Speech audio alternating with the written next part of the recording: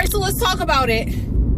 This country does not need another president that's going to be a liability to the country. The country is $19 trillion in debt. Why? You have people like you and I who go out here and work 2 or 3 jobs, 60 or 80 hours a week. A lot of business owners, a lot of people who are CEOs, a lot of people who are managers, they work so much they don't even have time to see their families. We don't need another president in office that's going to enable people sitting out here, the majority of them, enabling them to sit at home doing nothing, sitting on their rump shaker eating junk food.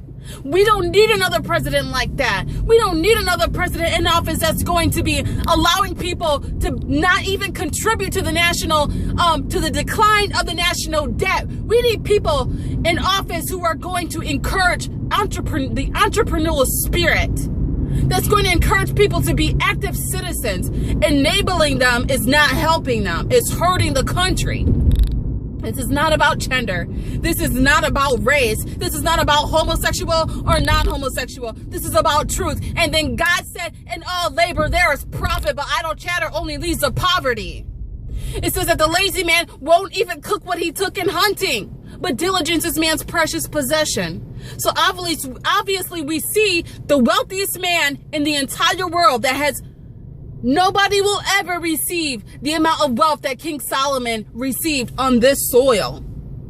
And he spoke about labor and profiting through labor, through work. The government is supposed to be there for people who need the government's assistance, okay? It is not supposed to be there for you to live off of. And since the one administration enacted a law, and they put a law into motion, and they signed a bill that enables people that have no cap, they can just continue to sit down on their rump shaker, and they're not contributing to the economy. Therefore, it has crippled the nation. Don't you see this? Yes, I have my hands on the wheel. Okay, don't you see this? Don't you see that about 20% of people in the world are basically holding up the majority of people who don't work? If you are an able-bodied citizen, you should get your butt out of that house, find a job. The welfare system needs to be reconstructed. The churches need to help the poor like Jesus gave us a mandate to do. The wealthy need to start paying their freaking taxes and stop being greedy.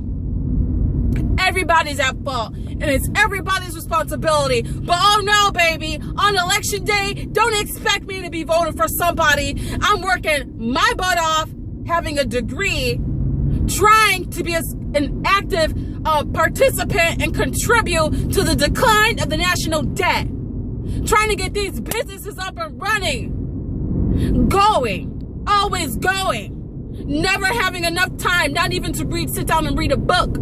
But you out there, sitting at home, doing nothing. You have watched every single episode of Scandal. You've watched every single episode of Friends. And you sit at home, eating your food, getting big. Now, I'm not trying to be offensive. But what I am saying is, it's not fair. And before we start talking about this lives matter and that lives matter, let's take a look at the reality here. And the reality is this: fair is fair, and we should all be contributing to the greater goal in this country.